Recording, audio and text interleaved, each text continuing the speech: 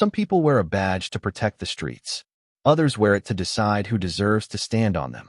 The rain had just started falling over downtown Baltimore, soft at first, barely enough to disturb the steam rising from the subway grates, but cold enough to make people walk faster with their heads down and their hands buried deep inside their coats.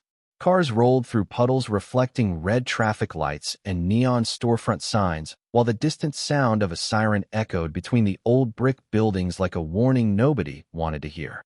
Near the entrance of a closed pharmacy on Lexington Street, Marcus Reed sat quietly beneath a flickering awning with an old military blanket wrapped around his shoulders. His beard was graying around the edges, his sneakers worn thin from years of walking city blocks that rarely noticed him anymore, and beside him rested a weathered backpack held together with duct tape and patience. Most people passed him without looking. Some tossed $1 into the paper cup near his feet. Others avoided eye contact completely, as if poverty itself could spread through a glance. Marcus never begged, never shouted, never chased anyone down the sidewalk asking for change. He simply sat there every evening with tired eyes and a silence that seemed heavier than the rain itself.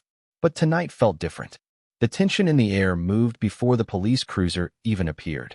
The black and white patrol car slowed near the curb, headlights cutting through the drizzle like sharp, white knives, and Officer Daniel Hayes stepped out into the street with the confidence of a man who believed the city belonged to him. Tall, broad-shouldered, jaw tight beneath the brim of his rain-speckled cap, Hayes scanned the sidewalk with irritation already burning across his face. He hated this part of town, hated the shelters, hated the addicts, hated what he called human trash cluttering the sidewalks. And Marcus Reed had become one of his favorite targets. Hayes walked straight toward him, boots splashing through shallow puddles. "Didn't I tell you yesterday to stay away from this block?" he snapped. Marcus slowly lifted his eyes. "Calm, tired, careful. I'm not bothering anyone, officer." Hayes let out a cold laugh, glancing toward the pedestrians nearby, as if inviting them to enjoy the scene with him. "You people always say that." Then, without warning, he nudged Marcus hard with his boot, forcing the older man sideways against the wet concrete. Gasps rippled quietly through the crowd, but nobody stepped forward. Nobody ever did. Imagine standing there soaked in rain while strangers watch you get treated like you're less than human. Imagine feeling every pair of eyes around you, but knowing none of them will help. Marcus winced slightly as he steadied himself against the wall, his hands trembling from cold more than fear. Still, he didn't lash out, didn't curse, didn't fight back. He simply adjusted the blanket around his shoulders and looked up at the officer with something Hayes couldn't understand. "Dignity. I said I'm not bothering anyone," Marcus repeated softly. Hayes leaned closer, disgust twisting across his face. "You're bothering me just by sitting here." Across the street, hidden behind rain-streaked windows of a parked black SUV, a woman lowered her coffee cup and stared silently at the scene unfolding beneath the pharmacy lights. Her name was Evelyn Carter, and the small camera resting beside her on the passenger seat had already recorded everything. The rain continued falling over Lexington Street, turning the sidewalks glossy beneath the orange glow of streetlights, while people hurried past with their collars raised and umbrellas tilted low against the wind. Inside the parked black SUV across the street, Evelyn Carter remained perfectly still, her eyes fixed on Officer Daniel Hayes and the man sitting against the pharmacy wall. The tiny red recording light on her dashboard camera blinked softly in the darkness. She had spent 6 weeks watching Hayes. 6 weeks documenting complaints that somehow never became official reports. Excessive stops, missing evidence, verbal harassment, use of force investigations that disappeared before reaching internal affairs. Every witness either changed their statement or stopped answering calls altogether. And every single report carried the same pattern. The victims were almost always poor, almost always black.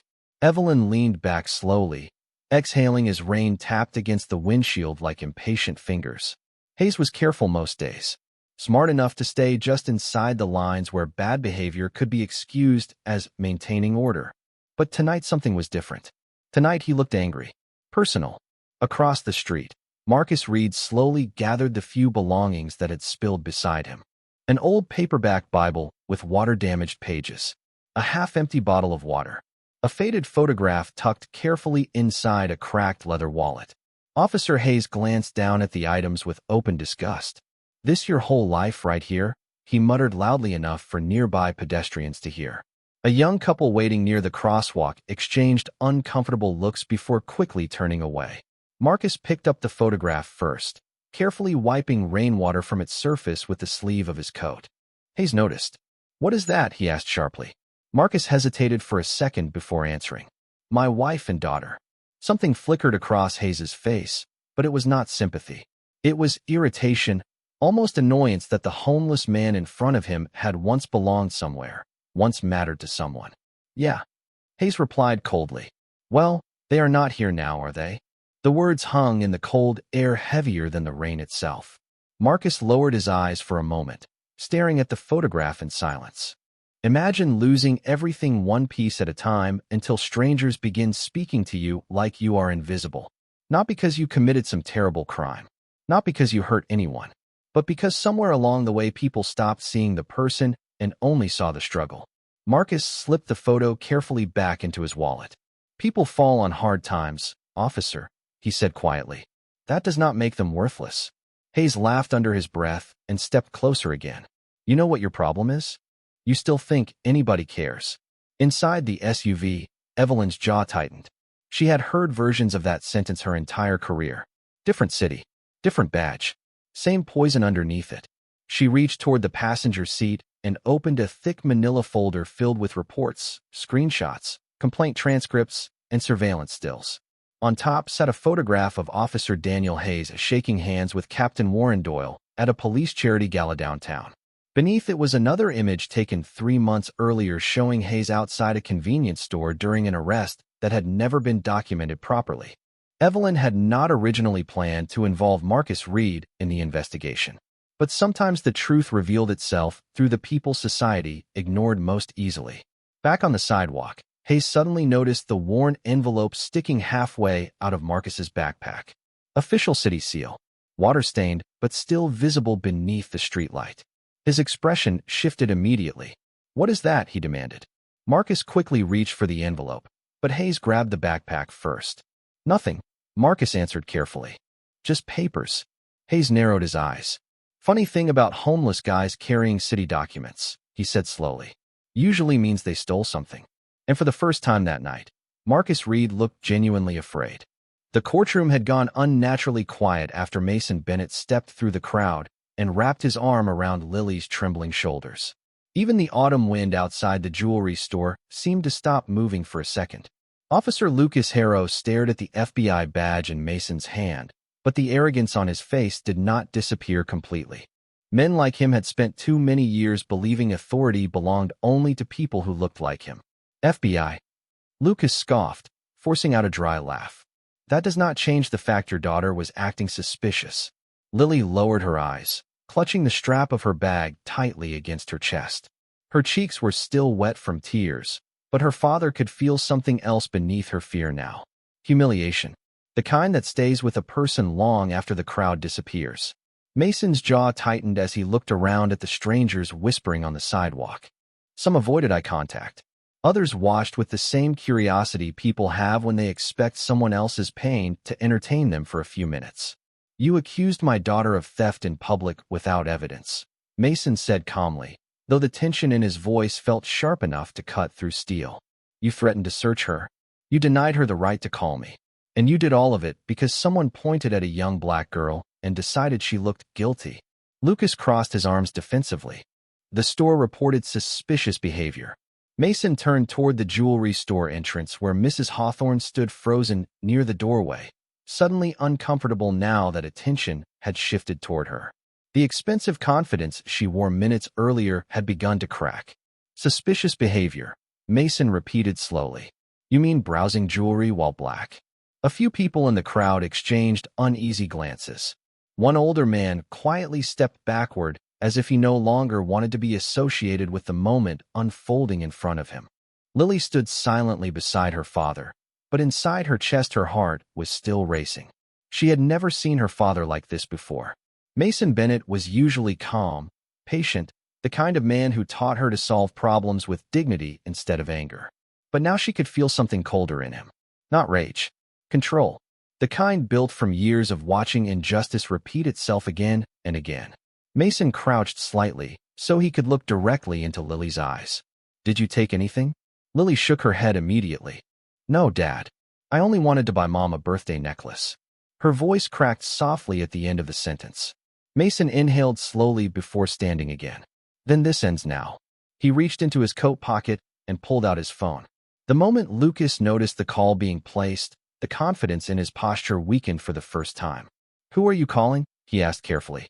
Mason's eyes never left his. "Internal affairs." The words landed heavier than shouting ever could. A murmur spread through the crowd. Suddenly, the same officer who had barked orders minutes earlier looked painfully aware of every witness surrounding him. Every phone camera. Every pair of eyes. Mrs. Hawthorne stepped forward nervously. "Perhaps this was all just a misunderstanding," she said weakly. Mason looked at her with quiet disbelief. A misunderstanding does not leave a child shaking in the middle of the street. Lily felt her throat tighten again as people finally began seeing her not as a suspect, but as a frightened teenage girl who had done nothing wrong. And for the first time since walking into that jewelry store, she realized something important. The fear was beginning to move away from her and toward the people who created it. Officer Lucas Harrow swallowed hard as distant sirens echoed somewhere beyond the busy city blocks. Because deep down, he was finally starting to understand something terrifying. The badge on his chest was no longer protecting him. The flashing red and blue lights from a second patrol vehicle painted restless colors across the wet sidewalk as the atmosphere outside the jewelry store shifted completely. Only minutes earlier, Officer Lucas Harrow had stood tall with the confidence of a man convinced nobody would question him. Now sweat gathered along his forehead despite the cold autumn air rolling through the street. Mason Bennett remained calm beside his daughter, but there was something deeply unsettling about the silence in his expression. It was the silence of someone who no longer needed to argue because the truth had already begun speaking for itself. Lily stood close to her father, still shaken, her fingers trembling around the damp strap of her bag. The excitement she had felt earlier that afternoon now felt impossibly distant. The sparkling jewelry displays, the warm thoughts about her mother's birthday, the joy of choosing something meaningful had all been replaced by humiliation she could still feel burning in her chest. Across the sidewalk, Mrs. Hawthorne nervously adjusted the sleeves of her expensive coat while avoiding direct eye contact with anyone. Her earlier confidence had completely evaporated. People in the crowd had started whispering differently now, not with suspicion toward Lily, but with discomfort toward the adults who had accused her. A younger woman near the edge of the crowd quietly muttered, "She is just a kid." Those words seemed to hang heavily in the cold air. Lucas cleared his throat and straightened his uniform as another vehicle door slammed nearby. Two men in dark jackets stepped onto the sidewalk, carrying serious expressions that instantly changed the mood around the scene. One of them approached Mason directly. "Agent Bennett," the taller man said respectfully. "We came as soon as we got the call." Lucas's face lost what little color remained in it. Lily noticed the shift immediately. The same officer who had threatened her in front of strangers now looked like he was struggling to stay composed. Mason gave a small nod toward the agents before glancing back at Lucas. "My daughter was publicly accused without evidence," he said evenly. "Witnesses are everywhere. Security cameras are everywhere. I want every part of this incident documented properly." Lucas forced out a defensive laugh that sounded hollow even to himself. "Come on now. This does not need to become a federal issue." Mason looked directly into his eyes. "It became a federal issue the moment you treated a 14-year-old girl like a criminal because of your assumptions." The words hit harder than shouting ever could. A heavy silence followed. One of the federal agents quietly began speaking with bystanders while another entered the jewelry store to request surveillance footage. Mrs. Hawthorne suddenly stepped forward again, desperation creeping into her voice. "I only thought she looked nervous," she said quickly. "I was trying to help." Lily finally spoke, her voice soft but steady. "I was nervous because everyone kept staring at me." The honesty in her words cut through the crowd sharper than anger. Several people lowered their eyes immediately. Mason looked down at his daughter with quiet pride despite the pain still visible in her expression. She had not shouted. She had not broken down. Even after everything, she still carried herself with dignity. And somehow that made the injustice feel even uglier. Lucas shifted uncomfortably as one of the federal agents approached him with a notepad. "Officer Harrow," the agent said calmly, "we are going to need your statement." For the first time that evening, Lucas looked genuinely afraid. Not of losing an argument, not of embarrassment, but of consequences. Real consequences. Lily watched him carefully and realized something important in that moment. People like Lucas always expected fear to belong to someone else. They expected humiliation to belong to someone else. But tonight the balance had changed. Slowly, quietly, irreversibly. And standing beneath the cold city lights beside her father, Lily finally understood what her father had tried to teach her all her life. True power was not about making people feel small. True power was standing tall even after someone tried to break your dignity. Rain began falling again in soft, cold drops that shimmered beneath the police lights as federal agents continued speaking with witnesses outside the jewelry store. The busy street that had once felt loud and chaotic now carried a strange heaviness, like the city itself was quietly watching the truth unfold. Lily stood beside her father under the glow of a nearby street lamp, while people moved more carefully around them now. Nobody pointed anymore. Nobody whispered accusations anymore. The energy had changed completely.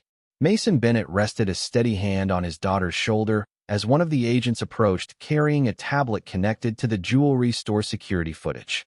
"We reviewed the cameras," the agent said calmly. "Your daughter never touched any merchandise except the display samples she was invited to examine." Lucas Harrow closed his eyes for a brief second, as if hoping reality itself might disappear if he refused to face it. But the silence around him only grew heavier.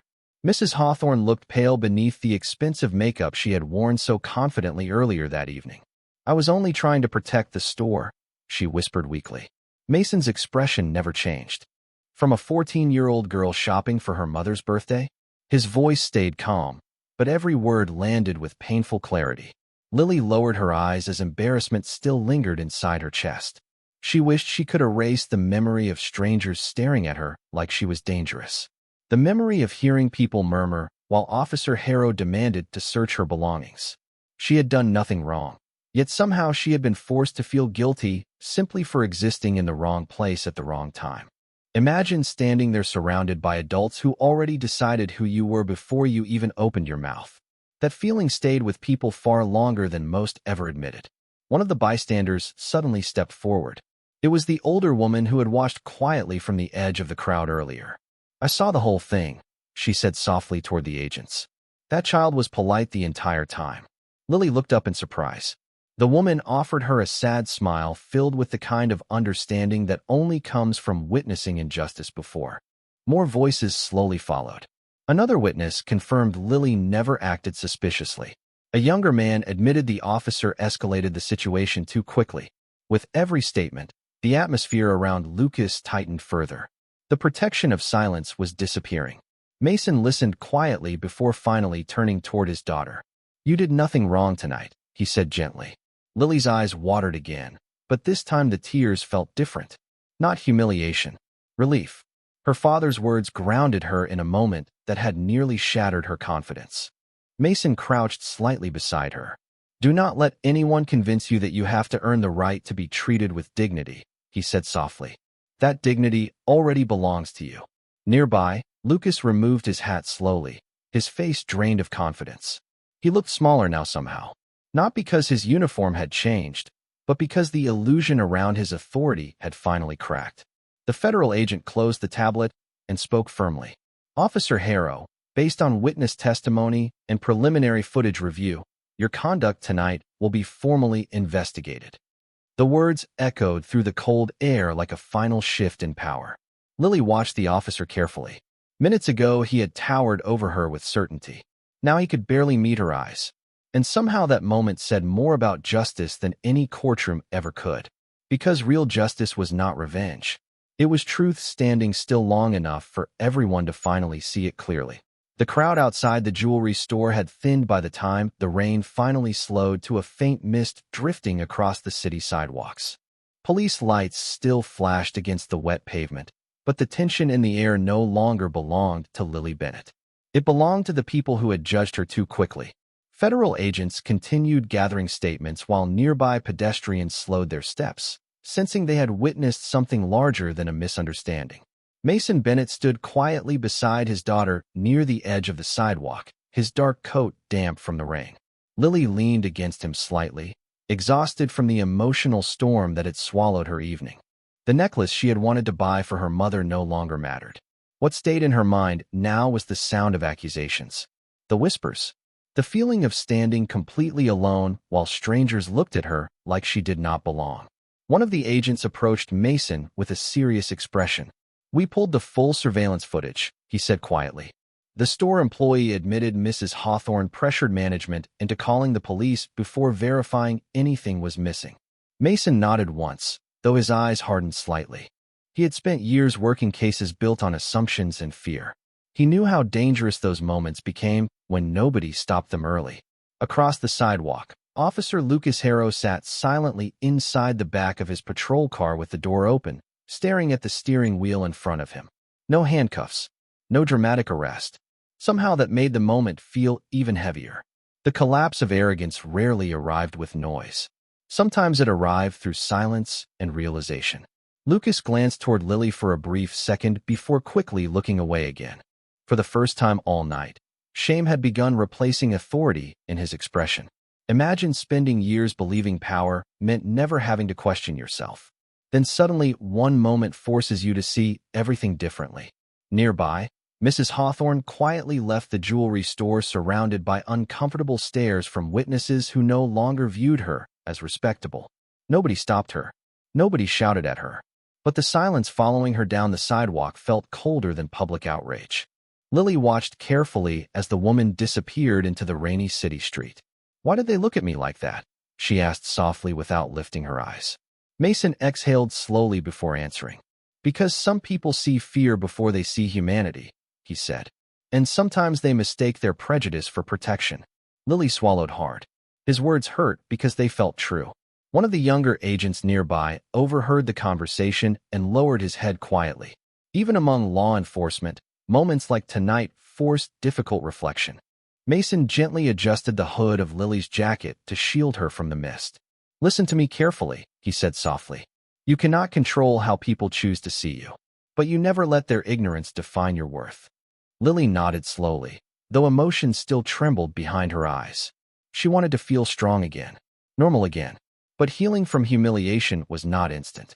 The city sounds around them slowly returned as traffic moved through the wet streets, and distant sirens faded into the night.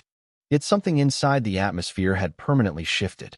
Witnesses who once stayed silent had finally spoken. A young black girl who had been publicly accused had been proven innocent. And a police officer who thought his badge protected him from accountability now sat alone with the weight of his own actions. One of the federal agents finally approached Lucas's vehicle. "Officer Harrow," he said calmly, "you are being placed on administrative suspension pending investigation." Lucas closed his eyes briefly as if those words carried more weight than he expected. Lily watched quietly from across the sidewalk. She did not smile. She did not celebrate. Because deep down she understood something most adults still struggled to learn. Real justice was never about destroying someone. It was about forcing the truth into the light where nobody could hide from it anymore. The city streets were nearly empty by the time Mason Bennett finally guided Lily toward the black SUV waiting along the curb. Rainwater glistened across the pavement beneath the fading police lights, while the cold night air carried the exhausted silence that always follows public humiliation. Federal agents were still speaking quietly with witnesses behind them, but the chaos had lost its power now. Truth had settled over the scene like a weight nobody could ignore anymore. Lily climbed into the passenger seat slowly, clutching her damp jacket close against herself. The warmth inside the vehicle felt strange after standing outside beneath judgmental eyes for so long. Mason closed the door gently before walking around to the driver's side. For a few seconds neither of them spoke. The windshield wipers moved rhythmically against the rain, while distant traffic lights reflected across the glass in soft red and gold streaks. Lily stared down at her hands. "I kept thinking maybe if I explained better they would believe me," she whispered finally. Mason rested his hands quietly against the steering wheel before answering. "People determined to see danger rarely listen for innocence," he said softly. His voice carried the calm sadness of someone who had spent years witnessing the same kind of moment happen in different forms. Lily swallowed hard as emotion tightened her throat again. "I was scared, Dad." Mason turned toward her immediately. "I know." Those two words nearly broke the strength she had been holding together all night. Tears finally rolled down her cheeks again, quieter now, no longer driven by panic but by exhaustion. Mason reached across the center console and gently held her trembling hand. "Listen to me carefully," he said. "Being frightened does not make you weak. Standing through humiliation without losing yourself takes more courage than most people ever understand." Outside the vehicle, Officer Lucas Harrow stepped out of his patrol car under the supervision of another officer. His badge had already been collected pending investigation. The same uniform that once made him feel untouchable now looked painfully ordinary beneath the rain-soaked streetlights. Lily watched silently through the passenger window as Lucas glanced briefly toward their vehicle. For a second their eyes almost met, but he looked away first. Shame had finally replaced arrogance completely. Imagine realizing too late that the person you judged was carrying more dignity than you ever showed them. Mason noticed Lily watching the scene unfold outside. "Do not carry hatred from this night," he said gently. Lily looked at him in surprise. "After everything?" Mason nodded slowly. "Hatred changes people. Justice changes systems. There is a difference." His words settled heavily inside the quiet vehicle. Lily thought about the crowd that had watched her with suspicion. The woman who assumed she was stealing. The officer who treated her like a criminal before asking questions. And then she thought about the witnesses who eventually spoke up. The older woman who defended her. The agents who listened. Her father standing beside her no matter how ugly the moment became. Maybe that was what dignity truly meant. Not allowing cruelty to erase your humanity. Mason finally started the engine as the SUV hummed softly beneath them. "Mom is probably worried sick," he said, trying gently to lighten the heaviness surrounding them. Lily gave the smallest tired smile. "I never got her birthday gift." Mason looked at her warmly for the first time all night. "Trust me," he said softly. "Having you home safe will matter more to her than any necklace ever could." Lily leaned back against the seat as they slowly pulled away from the curb. Behind them, the jewelry store faded into the rainy darkness along with the flashing police lights and the whispers that had nearly destroyed her confidence. But one thing remained with her as the city disappeared outside the window. The people who tried to make her feel powerless had been forced to face the truth instead. And sometimes the strongest form of justice was simply surviving a moment designed to break you without losing the light inside yourself. The Bennett house sat quietly beneath the fading rain like a small island of warmth against the cold city night. Soft yellow light glowed through the front windows while the storm clouds slowly drifted beyond the neighborhood rooftops. As Mason pulled the SUV into the driveway, Lily remained silent for a moment, staring at the familiar porch where her mother always waited whenever one of them came home late. Everything looked normal outside, peaceful even, but inside Lily, the night still felt heavy. Mason turned off the engine and looked toward his daughter carefully. "You ready?" he asked softly. Lily hesitated before nodding. The front door opened before they even reached the steps. Angela Bennett rushed forward immediately, worry written across every part of her face. The moment she saw Lily's tear-stained eyes and damp clothes, her expression collapsed into heartbreak. "Baby," she whispered, pulling Lily tightly into her arms. That was the moment Lily finally stopped holding herself together. The fear, humiliation, and exhaustion she had buried beneath quiet strength all evening suddenly spilled out at once. She buried her face against her mother's shoulder as tears returned harder than before. Angela held her gently, one hand resting protectively against the back of her daughter's head while glaring past her toward Mason with silent concern. Mason exhaled heavily before stepping inside and closing the door behind them. The warmth of the house wrapped around them immediately. The smell of cinnamon candles still lingered faintly through the living room from earlier that evening. Family photos lined the hallway walls beside framed school awards and old vacation pictures. It was the kind of home built carefully through years of love and sacrifice. And tonight that safety mattered more than ever. Angela guided Lily toward the couch, while Mason quietly explained what happened. He kept his voice calm and controlled, but Angela's eyes filled with pain the deeper the story went. They accused her in front of everyone? She asked quietly. Mason nodded once. Without evidence. Angela looked toward Lily, who sat curled beneath a blanket now, her eyes swollen from crying. All she wanted was to buy you a birthday present, Mason added softly. Angela's hand immediately covered her mouth as emotion flooded her expression. Lily looked down at the floor. I ruined your birthday, she whispered weakly. Angela moved beside her instantly. No, she said firmly, holding Lily's face gently between her hands.